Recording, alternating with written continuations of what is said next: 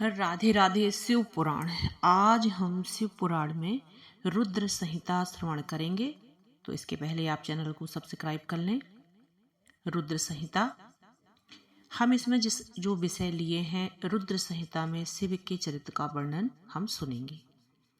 इसमें नारद मोह की कथा, सती का दक्ष यज्ञ में देह त्याग, पार्वती विवाह, मदन दहन, कार्तिकेय और गणेश पुत्रों का जन्म, पृथ्वी परिक्रमा की कथा, शंखचूड़ से युद्ध और उसके संहार आदि की कथा का विस्तार से उल्लेख है। शिव पूजा के प्रसंग में कहा गया है कि दूध, दही, मधु, घृत और गन्ने की रस पंचामृत से स्नान करा के चंपक, पाटल, कनेर, मल्लिका तथा कमल के पुष्प चढ़ाएं, फिर धूप, दीप, नैवेद्य और तांबूल अर्पित करें। इससे शिवजी प्रसन्न हो जाते हैं। इसी संहिता में सृष्टि खंड के अंतर्गत जगत का आदि कारण शिव को माना गया है। शिव से ही आद्या शक्ति माया का आविर्भाव होता है। फिर शिव से ही ब्रह्मा और विष्णु की उत्पत्ति बताई गई है।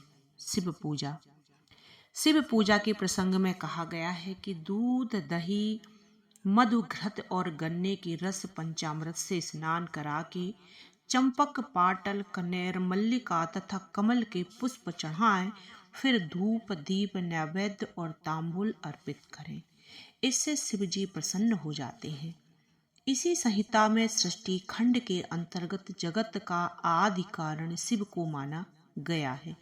शिव से ही आद्या शक्ति माया का आविर्भाव होता है।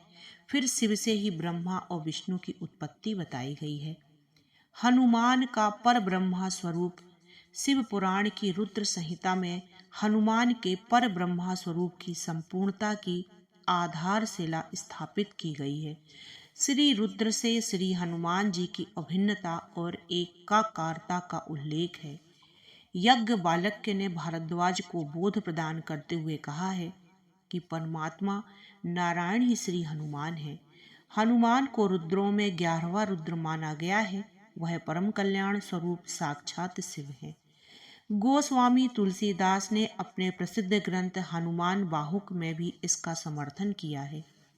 वायु पुराण के पूर्वार्ध में भगवान महादेव के हनुमान रूप में अवतार लेने का उल्लेख है। विनय पत्रिका के अनेक पदों में गोस्वामी तुलसीदास ने हनुमान को शंकर रूप मानकर देवमणि, रुद्रावतार, महादेव, वामदेव, कालाग्नि आदि नामों से संबोधित किया है। हनुमान को पुराणों में कहीं भगवान शिव के अंश रूप में तो कहीं साक्षात शंकर जी के रूप में वर्णित किया गया है। शिव पुराण की सतरुद्र संहिता के 20वें अध्याय से इस कथन की पुष्टि होती है। स्कंद पुराण के अनुसार हनुमान से बढ़कर जगत में कोई नहीं है। किसी भी दृष्टि से चाहे पराक्रम, उत्साह, मति और प्रताप वर विचार करें अथवा शील, माधुर्य और नीति को देखें, चाहे गांभीर्य, चातुर्य और धैर्य को देखें, इस विशाल ब्रह्मांड में हनुमान जैसा कोई नहीं है। हनुमान जी के लिए वायु पुत्र का जो प्रयोग होता है, उसकी दार्शनिक प्रतीकात्मक भूमिका जानना अनिवार्य है। वायु गति, पराक्रम, विद्या, भक्ति और प्राण शब्द का पर्याय है। वायु के बिना या वायु की वृद्धि से प्राणियों का मरण होता है। साधक और योगी के लिए तो प्राण वायु का नियमन योग की आधार भूमिका है। पवन सभी का प्राणदाता जनक है। इसी प्राण तत्व की भूमिका पर हनुमान जी पवन पुत्र सहज ही निरूपित हो जाते हैं। महाकालेश्वर ज्योतिर्लिंग की कथा शिव पुराण की कोटि रुद्र संहिता के 16वें अध्याय में तृतीय ज्योतिर्लिंग महाकालेश्वर ज्योतिर्लिंग के संबंध में सूत जी जिस कथा को वर्णित किया गया है उसके अनुसार तो आप सुने। अवंती नगर में एक वेद कर्मरत ब्राह्मण हुआ करता था। वह ब्राह्मण पार्थिव शिवलिंग निर्मित कर उनका प्रतिदिन पूजन किया करता था। उन दिनों रत्नमाल पर्वत पर दूषण नामक राक्षस ने ब्रह्मा से वरदान प्राप्त कर समस्त तीर्थ स्थलों पर धार्मिक कर्मों को बाधित करना आरंभ कर दिया। वह अवंती नगरी में भी आया और सभी ब्राह्मणों को धर्म कर छोड़ देने के लिए कहा, किंतु किसी ने उसकी आज्ञा नहीं मानी। फलस्वरूप उसने अपनी दुष्ट सेना सहित पावन ब्रह्म तेजोमयी अवंतिका में उत्पात मचाना प्रारंभ कर दिया। जन साधारण त्राही त्राही करने लगी। उन्होंने अपने आराध्य भगवान शंकर की शरण में जाकर प्रार्थना स्तुति शुरू कर दी। तब वह सात्विक ब्राह्मण पार्थिव शिव की अर्चना किया करता था। उस स्थान पर एक विशाल गड्ढा हो गया और भगवान शिव अपने विराट स्वरूप में उससे प्रकट हुए। विकट रूपधारी भगवान शंकर ने भक्त जनों को आश्वस्त किया और गगन भेदी ओंकार भरी, मैं दुष्टों का संहारक महाकाल हूँ। और ऐसा कहकर उन्होंने दूषण व उसकी हिंसक सेना को भस्म कर दिया।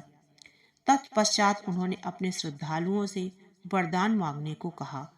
अविंतिका वासियों ने प्रार्थना की, महाकाल महादेव दुष्ट दंड कर प्रभु, मुक्ति प्रयच्छना शंभो संसार बुद्धितः शिव, अत्रैव लोक रक्षार्थ स्थातव्यम ही त्वया शिव।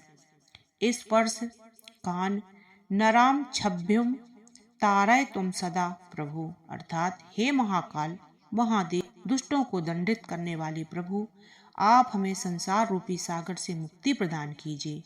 जन कल्याण एवं जन रक्षा हेतु इस स्थान पर निवास कीजिए एवं अपने दर्शन करने वाले मनुष्यों को अक्षय पुण्य प्रदान कर उनका उद्धार कीजिए। इस प्रार्थना से अभिभूत होकर भगवान महाकाल स्थिर रूप से वहीं विराजित हो गए और समूची अवंतिका नगरी शिवमय हो गई। बोलो शिव पुराण की जय, बोलो महादेव की जय। राधे राधे।